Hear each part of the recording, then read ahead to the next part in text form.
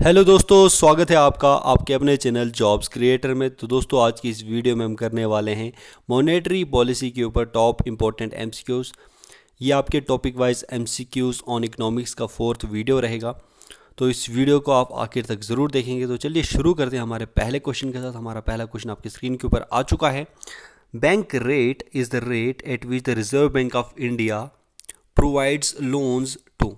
तो bank rate आपको बताना है कि एक ऐसा रेट होता है जिस पे reserve bank of India loan provide करता है। किसको, ये आपको बताना है। Public sector undertakings, commercial banks, private corporate sector या फिर नॉन बैंकिंग फाइनेंशियल इंस्टीट्यूशंस। तो बैंक रेट के हिसाब से एक ऐसा रेट होता है जिसमें reserve bank of India loan provide करता है to commercial banks. B option इसका सही आंसर है।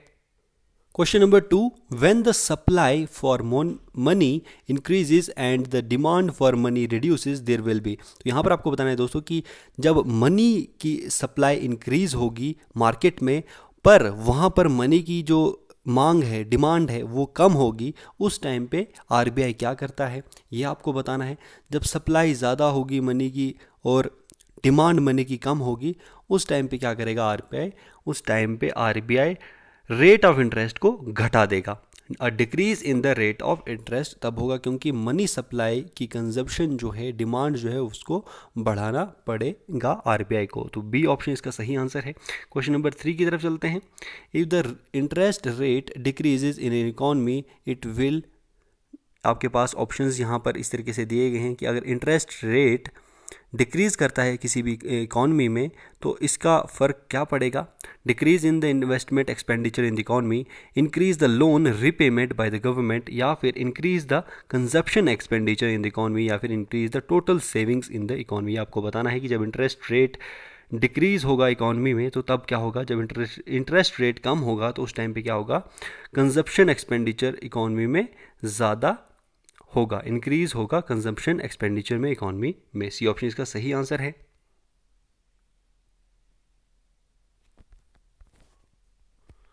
दोस्तों, इसी के साथ क्वेश्चन नंबर 4 की तरफ चलते हैं। यहाँ पर आपको बताना है the cost of bank credit is determined on the basis of base rate and all bank loans are given at a rate equal to or higher than the base rate of the following, who determines this base rate. तो यहाँ पर question में पूछा गया है कि जो cost है बैंक क्रेडिट की, बैंक जो क्रेडिट देता है उसकी कॉस्ट डिटरमाइन होती है on the basis of base rate. Base rate के हिसाब से ये कॉस्ट जो है बैंक क्रेडिट की वो डिटरमाइन करता है बैंक, और सभी बैंक लोन्स जो ये देता है बैंक वो इक्वल होते हैं या फिर हायर होते हैं देन द बेस रेट। अब ये आपको बताना है कि ये बेस रेट कौन तय करता है, ये आपको बताना है। 4 ऑप्शंस आपको दिए गए हैं। It is fixed by RBI, it is determined by the ministry of finance, या फिर determined by the market forces of supply and demand for credit, या फिर determined by the bank concern. तो ये बेस रेट जो रहता है जो ये डिटरमाइन करता है कि जो कॉस्ट है बैंक क्रेडिट की उसको, तो ये जो बेस रेट है इसको तय करने का काम होता है बैंक, जो कंसर्न्ड बैंक है उसका ये काम होता है। क्वेश्चन नंबर 5 की तरफ चलते हैं। Consider the following statements regarding relation between marginal cost and average cost of landing, which of the following statement is correct. तो यहाँ पर दोस्तों आपको बताना है मार्जिनल कॉस्ट और एवरेज कॉस्ट ऑफ लैंडिंग के कुछ रिलेशंस दिए गए हैं। तो इसके ऊपर कुछ स्टेटमेंट्स हैं, उसके बारे में आपको देखना है कि कौन से स्टेटमेंट्स यहाँ पर सही आपको लग रहे हैं। तो पहला स्टेटमेंट यहाँ पर है average cost of landing is higher than marginal cost of landing. तो एवरेज कॉस्ट ऑफ लैंडिंग को बताया गया है कि जो कॉस्ट ऑफ लैंडिंग होती है, एवरेज कॉस्ट ऑफ लैंडिंग, वो ज़्यादा होती है मार्जिनल कॉस्ट ऑफ लैंडिंग से। उसके बाद सेकंड यहाँ पर दिया गया है for the first borrowing average cost of landing and marginal cost of landing are equal. तो पहली बोरोइंग जब की जाती है तब एवरेज कॉस्ट जो होती है लैंडिंग की और मार्जिनल कॉस्ट जो होती है लैंडिंग की वो इक्वल रहती है। सी ऑप्शन यहाँ पर दिया गया है average cost of landing is lower than marginal cost of landing, या फिर marginal cost of landing has no effect on average cost of landing. तो यहाँ पर जो सेकंड स्टेटमेंट है कि पहली बोरोइंग के दौरान जो एवरेज कॉस्ट होती है लैंडिंग की और मार्जिनल कॉस्ट जो रहती है वो बिल्कुल सेम ही रहती है, इक्वल रहती है। ये स्टेटमेंट बिल्कुल सही है। क्वेश्चन नंबर 6 की तरफ चलते हैं दोस्तों। When the reserve bank of India announces an increase in cash reserve ratio, what does it mean. तो कैश रिजर्व रेशियो में जब इंक्रीज किया जाता है आरबीआई द्वारा, इसका मतलब क्या होता है।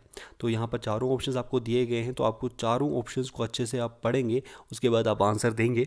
तो यहाँ पर इसका सही आंसर है कि जब भी आरबीआई कैश रिजर्व रेशियो को बढ़ाता है, इसका मतलब होता है कि कमर्शियल जो बैंक्स रहते हैं इनके पास कम पैसा रहेगा लेंडिंग के लिए, क्योंकि इनको ज़्यादा पैसा आरबीआई के पास गिरवी रखना पड़ता है, आरबीआई के पास रखना पड़ता है। तो इस वजह से इनको लैंडिंग के लिए बहुत कम पैसा मिल पाता है। क्वेश्चन नंबर 7 की तरफ चलते हैं।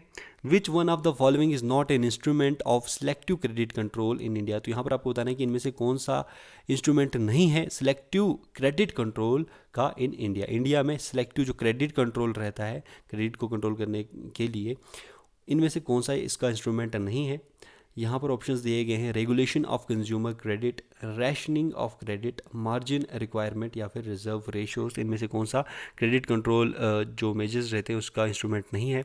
तो यहाँ पर इसमें रिजर्व रेशियोज जो हैं वो इसका इंस्ट्रूमेंट नहीं है, बाकी तीनों इसके इंस्ट्रूमेंट्स हैं। क्वेश्चन नंबर 8 की तरफ चलते हैं। Which agency has the foremost role in regulation of banking sector in India. तो सबसे बड़ा रोल किसका रहता है बैंकिंग सेक्टर को रेगुलेट करने का इंडिया में। तो बिल्कुल ये रहता है आरबीआई का, रिजर्व बैंक ऑफ इंडिया का। क्वेश्चन नंबर 9 की तरफ चलते हैं। Which of the following guidelines by the RBI does not hamper the profitability of commercial banks in India. तो इनमें से कौन सी गाइडलाइंस जो आरबीआई तय करता है जो कि हैम्पर नहीं करती हैं कमर्शियल बैंक्स की जो प्रॉफिट्स कमाने की जो नीति होती है उसको ये हैम्पर नहीं करता है। कौन सी गाइडलाइंस ऐसी हैं। तो पहला यहाँ पर आरबीआई द्वारा जो कैश रिजर्व रेशियो ऑप्शन दिया गया है ये होता है, या फिर स्टैट्यूटरी लिक्विडिटी रेशियो, या फिर मार्जिन रिक्वायरमेंट्स, या फिर बैंक रेट। तो प्रॉफिटेबिलिटी जो रहती है कमर्शियल बैंक्स की उसको हैम्पर कौन सा इसमें से नहीं करता है, वो करता है बैंक रेट, क्योंकि इसका कोई भी इफेक्ट नहीं पड़ता है प्रॉफिटेबिलिटी पे कमर्शियल बैंक्स की के ऊपर, क्योंकि cash reserve ratio, statutory liquidity ratio, SLR और मार्जिन रिक्वायरमेंट्स जो रहते हैं इस सभी में जो है कुछ पैसा और या फिर कुछ बॉन्ड्स जो हैं गवर्नमेंट सिक्योरिटीज़ जो हैं आरबीआई के पास इनको बैंक्स को गिरवी रखनी पड़ती हैं, जिस वजह से ज़्यादा प्रॉफिटेबिलिटी जो है कमर्शियल बैंक्स की नहीं रहती हैं। तो ये इसको यहाँ पर बैंक रेट जो है ये हैम्पर नहीं करता है आरबीआई की यहाँ पर बैंक्स की, कमर्शियल बैंक्स की प्रॉफिटेबिलिटी को। क्वेश्चन नंबर 10 की तरफ चलते हैं। The banks are required to maintain a certain ratio between their liquid assets and total deposit, this ratio is called. तो यहाँ पर आपको बताना है कि जो बैंक्स रहते हैं इनको एक रेशियो मेंटेन करना पड़ता है लिक्विड एसेट्स, जो लिक्विड एसेट्स रहते हैं और टोटल जो इनके डिपॉजिट्स होते हैं उनमें एक इनको रेशियो जो है मेंटेन करना पड़ता है। इस रेशियो को हम क्या कहते हैं। तो ये आपको पता है कि जो लिक्विड एसेट्स रहते हैं, जो लिक्विडिटी जो रहती है और टोटल डिपॉजिट्स जो रहते हैं उस रेशियो को हम क्या कहते हैं, एसएलआर कहते हैं, जो इनको गिरवी रखना पड़ता है आरबीआई के पास in the form of government securities और कुछ पैसों के फॉर्म में भी। तो यहाँ पर बी ऑप्शन इसका सही आंसर है, statutory liquidity ratio. Question number 11 की तरफ चलते हैं। What is the implication of high bank rate in the economy. तो हाई बैंक रेट की क्या इम्प्लीकेशन है इकॉनमी में, जब बैंक रेट हाई होता है उस टाइम पे क्या होता है इकॉनमी में, ये आपको बताना है। चारों ऑप्शंस आपके पास दिए गए हैं, चारों ऑप्शंस को आप अच्छे से पढ़ेंगे और क्वेश्चन का आंसर देंगे। सही आंसर इसका है banks start landing at high rates to various type of borrowers. तो बैंक रेट जब हाई हो जाता है उस टाइम पे क्या होता है कि बैंक क्या करते हैं, लैंड करना शुरू कर देते हैं हाई रेट्स पर, हाई जो इंटरेस्ट रेट्स हैं उस पर बैंक जो है जो भी पैसा वो लैंड करते हैं, लैंड करना शुरू करते हैं, उन पर बहुत ज़्यादा हाई इंटरेस्ट रेट्स रखते हैं टू वेरियस बोरोवर्स जो भी उनके होते हैं लैंडर्स के। बैंक एज ए लेंडर का काम करता है और जो भी उनको जो भी बोरोवर्स होते हैं उनके जो भी एम्प्लॉयज़ होते हैं उनको ये हाई रेट्स पे हाई इंटरेस्ट रेट पे ये लैंडिंग करते हैं, लोन्स देते हैं। तो हाई बैंक रेट का इसमें इकोनॉमी में ये मतलब होता है, इसका इम्प्लीकेशन ये होता है। क्वेश्चन नंबर 12 की तरफ चलते हैं। Accounting year of the reserve bank of India is, accounting year जो रहता है आरबीआई का वो कितना रहता है, कौन से महीने से कौन से महीने तक रहता है, April to March, July to June, October to सितंबर या फिर जनवरी टू दिसंबर। तो इसका रहता है July to June, B option इसका सही आंसर है। क्वेश्चन नंबर 13 की तरफ चलते हैं। Landing to which of the following sectors is not a part of priority sector landing. तो यहाँ पर आपको बताना है कि जो लैंडिंग की जाती है, जो चार ऑप्शंस नीचे दिए गए हैं, तो इनमें से कौन सा प्रायोरिटी सेक्टर लैंडिंग जो है उनमें से नहीं है, पीएसएल नहीं है। तो ये आपको बताना है। स्मॉल स्केल इंडस्ट्री में जो लैंडिंग होती है, या फिर housing for poor, allied activities for agriculture, या फिर आयरन एंड स्टील इंडस्ट्रीज। तो आपको पता है कि यहाँ पर जो लैंडिंग इन सेक्टर्स में से जो प्रायोरिटी सेक्टर्स में नहीं आती है, प्रायोरिटी सेक्टर लैंडिंग नहीं होती है जो कि बैंक्स करते हैं, जो कि 40% के अराउंड है। तो इसमें आता है option D, option iron and steel industries, इसमें नहीं आती है PSL में। क्वेश्चन नंबर 14 की तरफ चलते हैं। To finance its deficit the government prefers borrowing from public over the RBI, what can be the best reason for this. तो ये आपको बताना है कि अपने जो डेफिसिट्स रहते हैं, इसके जो बोरोइंग्स जो यहाँ पर गवर्नमेंट ज़्यादा कर लेता है, ये सॉरी RBI ज़्यादा कर लेता है, तो उसको उस डेफिसिट जो है उसको फाइनेंस करने के लिए गवर्नमेंट यहाँ पर प्रेफर करता है बोरोइंग पब्लिक से ओवर दी RBI। अच्छा, यहाँ पर गवर्नमेंट का ही पूछा गया है कि आपको कि जो गवर्नमेंट के डेफिसिट्स रहते हैं उसमें क्या रहता है कि ये क्या करता है, पब्लिक बोरोइंग्स ज़्यादा करता है government than data for RBI। क्यों ऐसा होता है, इसका बेस्ट रीज़न क्या है? ऑप्शंस में आपको दिया गया है कि rate of interest charge by the RBI is higher, कि जो भी लेंडिंग RBI करता है गवर्नमेंट को वहाँ पर रेट ऑफ इंटरेस्ट हायर होता है। या फिर government has to return the sum to the RBI within fixed period of time, कि गवर्नमेंट को RBI को पैसा देना पड़ता है किसी फिक्स्ड टाइम के बाद। या फिर यहाँ पर ऑप्शंस दिए गए हैं दो और, public borrowings does not affect the money supply in the market. Public borrowings को जो होती हैं पब्लिक बोरोइंग्स, ये मनी सप्लाई को अफेक्ट नहीं करती है मार्केट में। या फिर it increases the sale of government bonds.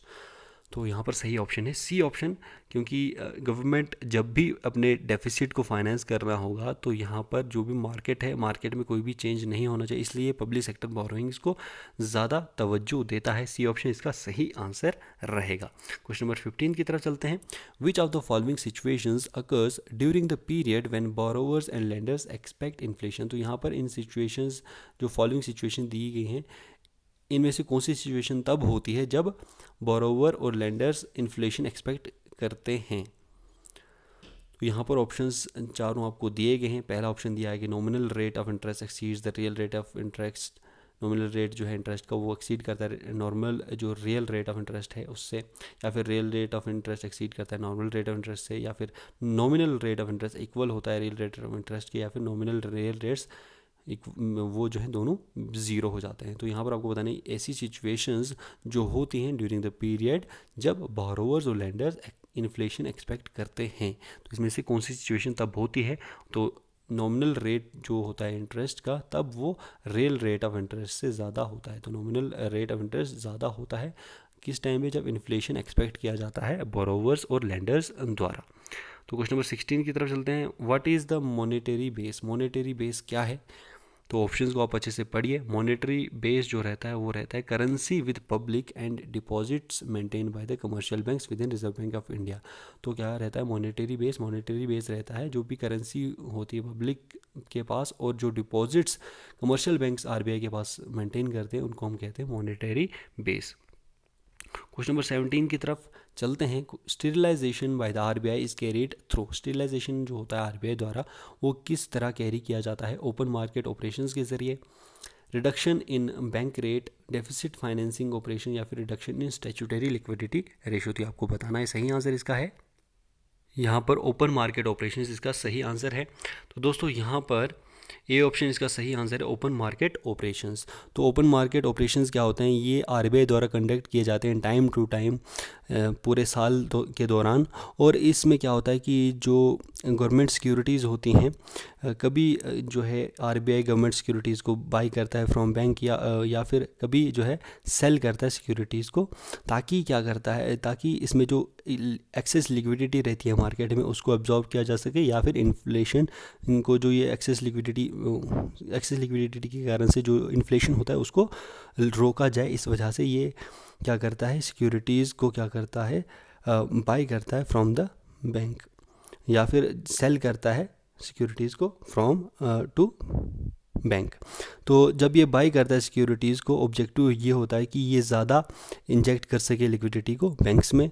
और जब ये स्लो डाउन होता है, इकोनॉमिक स्लो डाउन, तब ये क्या करता है, एनेबल करता है इसको कि ज़्यादा से ज़्यादा लेंडिंग हो सके। और जब ये गवर्नमेंट बारो करता है ज़्यादा बैंक्स से, ये क्या करता है, क्राउड आउट करता है मनी को from the market to the private sector for borrowing. तो ये कुछ चीज़ें होती हैं ओपन मार्केट ऑपरेशंस में।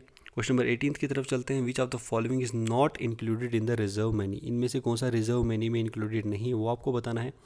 Currency in circulations, bankers deposits with RBI, government deposit with RBI या फिर डिमांड डिपॉजिट विद बैंक्स। तो इसमें सही आंसर है डिमांड डिपॉजिट्स विद बैंक, ये रिजर्व मनी में नहीं आता है। क्वेश्चन नंबर 19 की तरफ चलते हैं। बैंक रेट, यहाँ पर आपको बताना है कि बैंक रेट क्या होता है। Rate on deposits given by commercial banks, या फिर rate charge by banks on loans and advances, या फिर रेट पेबल ऑन बॉन्ड्स, या rate at which reserve bank of India discounts the bill of exchange. तो bank rate क्या होता है? Bank rate होता है रेट जिस पे reserve bank of India discount करता है bills of exchange, bills of जो एक्सचेंज है उसको डिस्काउंट करता है। डी ऑप्शन इसका सही आंसर है। क्वेश्चन नंबर 20 की तरफ चलते हैं। Which of the following is are the possible effects of introducing fresh currency. तो इनमें से जो स्टेटमेंट्स दिए गए हैं तीनों, इनमें से आपको बताना है कि इनमें से कौन सा पॉसिबल इफेक्ट है जब हम फ्रेश करेंसी को इंट्रोड्यूस करते हैं मार्केट में तब। तो यहाँ पर 3 स्टेटमेंट दिए गए हैं, उसके बाद आपको कुछ यहाँ पर नीचे आपको कोड्स दिए गए, उसको आपको चुनना है। तो यहाँ पर पहला जो स्टेटमेंट है वो है increase in money supply with the public. Money supply increase होता है, ये इसका इफेक्ट होता है, पॉसिबल इफेक्ट होता है फ्रेश करेंसी को इंट्रोड्यूस करने का। या फिर rise in the nominal income of the public, nominal income जो है पब्लिक की वो इंक्रीज़ होती है। या फिर fall in general price level, price level जो जनरल होता है वो कम हो जाता है। तो यहाँ पर कोर्स दिए गए 1 ओनली, 1 एंड 2, 2 ओनली, या फिर 1 2 3 तीनों। तो सही आंसर इसका यहाँ पर है पहला और दूसरा स्टेटमेंट सही है। जो मनी सप्लाई होता है पब्लिक में तब इंक्रीज़ होता है, क्योंकि जब फ्रेश करेंसी इंट्रोड्यूस होगी तो मनी सप्लाई इंक्रीज़ होगा ही होगा। और नॉमिनल इनकम जो है पब्लिक की तब उस टाइम पे इंक्रीज़ होती है। रियल इनकम तो पब्लिक की तब इंक्रीज़ नहीं होगी, पर नॉमिनल इनकम जो है इंक्रीज़ होती है। और जो फॉल होता है जनरल प्राइस लेवल का वो नहीं होता है फ्रेश करेंसी जब इंट्रोड्यूस होती है। तो यहाँ पर भी आपको इसी तरीके से क्वेश्चन नंबर 21 में भी आपको स्टेटमेंट्स को कंसीडर करना है, और उसके बाद यहाँ पर जो करेक्ट स्टेटमेंट्स के कोड्स हैं उनको आपको चुनना है। तो यहाँ पर स्टेटमेंट दिए गए हैं, 3 स्टेटमेंट दिए गए हैं। पहला स्टेटमेंट है रेपो रेट के बारे में। Repo rate is the rate at which RBI lends money to commercial banks for short period. तो यहाँ पर बताया गया है कि रेपो रेट एक ऐसा रेट है जिसमें आरबीआई लैंड करता है कमर्शियल बैंक्स को for a short period, short period. तो उसके बाद रिवर्स रेपो रेट के बारे में बताया कि is the rate which the RBI pays to commercial, इसमें आरबीआई पे करता है कमर्शियल बैंक्स को ऑन शॉर्ट टर्म डिपॉजिट्स पर। उसके बाद थर्ड है repo is use to reduce liquidity. Repo जो है, रेपो रेट जो है ये लिक्विडिटी को कम करने के लिए, रिड्यूस करने के लिए, मनी सप्लाई को जो है मार्केट में उसको कम करने के लिए इकोनॉमी में यूज़ होता है। फिर उसके बाद है रिवर्स रेपो जो है ये यूज़ होता है लिक्विडिटी को इंक्रीज़ करने के लिए इकोनॉमी में। तो इस प्रकार से तीनों यहाँ पर दिए गए हैं। तो आपको यहाँ पर स्टेटमेंट्स नीचे के यहाँ पर कोड्स दिए गए हैं स्टेटमेंट्स के, 1 ओनली, 1 एंड 2, 3 ओनली, या फिर 1 2 एंड 3। आपको सही आंसर बताना है। सही आंसर है दोस्तों इसका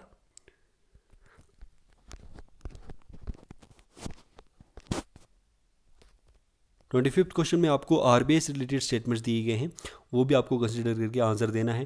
पहला स्टेटमेंट है it is a banker to the central government. Second is it manages money supply in the economy, and then it acts as a custodian of foreign exchange reserves of India, या फिर it handles the borrowing programme of the government of India. और यहाँ पर आपको इस तरीके से codes दिए गए हैं सारे 1 एंड 2, 2 एंड 3 एंड 4, 1 2 3 4, या फिर 3 एंड 4। सही आंसर है, चारों स्टेटमेंट्स यहाँ पर सही हैं रिगार्डिंग आरबीआई। तो क्वेश्चन नंबर 26 की तरफ चलते हैं। यहाँ पर भी आपको स्टेटमेंट्स कंसीडर करने, उसके बाद आंसर देना है। तो पहला स्टेटमेंट है reserve bank of India decides extent of borrowings permitted to the government of India. तो यहाँ पर बताया गया है कि आरबीआई डिसाइड करता है कि कितनी बोरोइंग्स गवर्नमेंट को परमिटेड हैं, गवर्नमेंट ऑफ इंडिया को देनी है। या फिर उस सेकेंड स्टेटमेंट में दिया गया है borrowing programme of the government of India is administrated by the department of revenue, ministry of finance. तो यहाँ पर बोरोइंग प्रोग्राम के बारे में बताया कि गवर्नमेंट ऑफ इंडिया का जो भी बोरोइंग प्रोग्राम होता है वो एडमिनिस्ट्रेट करता है मिनिस्ट्री ऑफ फाइनेंस। यहाँ पर दोनों स्टेटमेंट्स आपको बताना है कि कौन सा सही है। तो इस प्रकार से 1 ओनली, 2 ओनली, बोथ 1 एंड 2, या फिर नाइदर 1 नॉर 2। तो सही आंसर है न पहला न दूसरा। तो इनमें से दोनों जो है कोई भी डिसाइड नहीं करता है गवर्नमेंट की बोरोइंग्स को। क्वेश्चन नंबर 27 की तरफ चलते हैं दोस्तों। The currency note in circulation as well as the proportion of total money supply held in the form of currency are influenced by which of the following। तो यहाँ पर बताया गया है कि जो करेंसी नोट्स रहते हैं सर्कुलेशन में, एज वेल जो प्रोपोर्शन रहता है टोटल मनी सप्लाई का इन द फॉर्म ऑफ करेंसी, जो भी टोटल मनी सप्लाई होती है या फिर करेंसी नोट्स जो सर्कुलेशन में रहते हैं वो किस चीज़ से इन्फ्लुएंस होते हैं, ये आपको बताना है। इस प्रकार से आपको यहाँ पर स्टेटमेंट्स दिए गए हैं। Trade volume in the economy, या फिर लेवल ऑफ प्राइसेस की लेवल क्या है इकॉनमी में। देन थर्ड स्टेटमेंट दिया गया है development of banks and bank habits of the people, banks की डेवलपमेंट किस प्रकार से हुई और बैंकिंग हैबिट्स क्या हैं लोगों की। तो इन तीनों में से आपको बताना है कि कौन जो है करेंसी नोट्स को जो सर्कुलेशन में रहते हैं, एज वेल जो टोटल मनी सप्लाई रहता है करेंसी की फॉर्म में, उसको अफेक्ट करने का काम इन तीनों में से कौन सा करता है। ये स्टेटमेंट आपको बताना है। 1 and 2, सेकेंड एंड 3, 1, 2 and 3 या फिर 3 ओनली सही आंसर है यहाँ पर। पहला, दूसरा, तीसरा, तीनों चीज़ें ये अफेक्ट करती हैं। क्वेश्चन नंबर 28 की तरफ चलते हैं दोस्तों। यहाँ पर आपको बताना है with reference to currency deposit ratio. Currency deposit ratio जो होता है, करेंसी को जो डिपॉजिट करना रहता है उसके हिसाब से यहाँ पर कुछ स्टेटमेंट्स दिए गए हैं, वो आपको कंसिडर करके जवाब देना है। It is the ratio of money held by the public in currency so that they hold in bank deposits. तो ये आपको बताना है कि एक रेशियो है पैसे का जो पब्लिक के पास होता है करेंसी के फॉर्म में, टू जो भी बैंक डिपॉजिट्स की फॉर्म में जो पैसा रहता है उसका ये रेशियो है, करेंसी डिपॉजिट रेशियो। या फिर यहाँ पर सेकंड स्टेटमेंट में बताया गया है increase in the ratio decrease the money multiplier effect. तो या जब इंक्रीज जो रहता है रेशियो का, वो मनी मल्टीप्लायर इफेक्ट को डिक्रीज करता है। इनमें से आपको बताने की कौन सा स्टेटमेंट यहाँ पर सही है। तो दोस्तों यहाँ पर जो स्टेटमेंट सही है वो हैं, दोनों स्टेटमेंट्स यहाँ पर सही हैं। क्वेश्चन नंबर 29 की तरफ चलते हैं। Which are the following measures can be use to reduce inflation. Inflation को कम करने के लिए, हाई प्राइसेस को कम करने के लिए इनमें से कौन सा मेजर को अपनाया जा सकता है।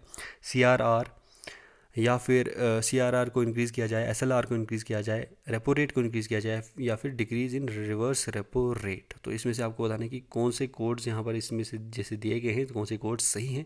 सही आंसर है पहले तीनों चीज़ें जो हैं CRR, SLR, रेपो रेट, इन तीनों को जो है इंक्रीज़ करके यहाँ पर जो इन्फ्लेशन है उसको कम किया जा सकता है। उसके बाद आपको क्वेश्चन नंबर 30 आ चुका है। Consider the following pairs. इसको आपको इस प्रकार से पेयर्स दिए गए हैं। यहाँ पर टाइप ऑफ लिक्विडिटी दी गई है और आइडल मैनेजमेंट टेक्निक दी गई है कि लिक्विडिटी को यहाँ पर कौन सी टेक्निक से मेंटेन किया जा सकता है, वो आपको दिया गया है। तो यहाँ पर पहला दिया गया शॉर्ट टर्म वॉलेटाइल, यहाँ पर इसका जो आइडल मैनेजमेंट टेक्निक है वो रेपो एक्शंस दिए गए हैं। मीडियम टर्म को ओपन मार्केट ऑपरेशन से, और लॉन्ग टर्म जो लिक्विडिटी रहती है उसको कैश रिजर्व रेशियो से इसको कम किया जा सकता है मेंटेन। तो मैनेजमेंट इसका इस तरीके से दिया गया है कि टाइप ऑफ लिक्विडिटी किस प्रकार की है और उसका मैनेजमेंट किस प्रकार से किया जा सकता है। अब यहाँ पर आपको बताना है कि कौन से पेयर्स जो हैं करेक्टली मैच्ड हैं, इस प्रकार से आपको बताना है। तो दोस्तों यहाँ पर जो तीनों जो स्टेटमेंट्स हैं, यहाँ पर तीनों पेयर्स जो हैं करेक्टली मैच्ड हैं। यहाँ यानी कि यहाँ पर 1, 2 and 3 तीनों यहाँ पर सही ऑप्शंस हैं। तो डी ऑप्शन इसका सही आंसर बन जाएगा। उसके बाद यहाँ पर क्वेश्चन नंबर 31 आ चुका है हमारे पास। Priority sector lending PSL by banks in India constitutes lending to which of the following sectors. तो प्रायोरिटी सेक्टर लैंडिंग में आपको बताना है जिसमें बैंक्स लैंड करते हैं, तो मनी जो है सप्लाई मनी जो लोन्स की फॉर्म में ये देते हैं। तो इनमें से कौन से सेक्टर्स को ये मिलता है ये आपको बताना है। तो इस प्रकार से यहाँ पर कुछ स्टेटमेंट्स दिए गए हैं। पहला स्टेटमेंट है रिन्यूएबल एनर्जी सेक्टर को, एजुकेशन को, या फिर हाउसिंग में दिया जाता है, या फिर सोशल इंफ्रास्ट्रक्चर को में दिया जाता है। इन सेक्टर्स में आपको चुनना है।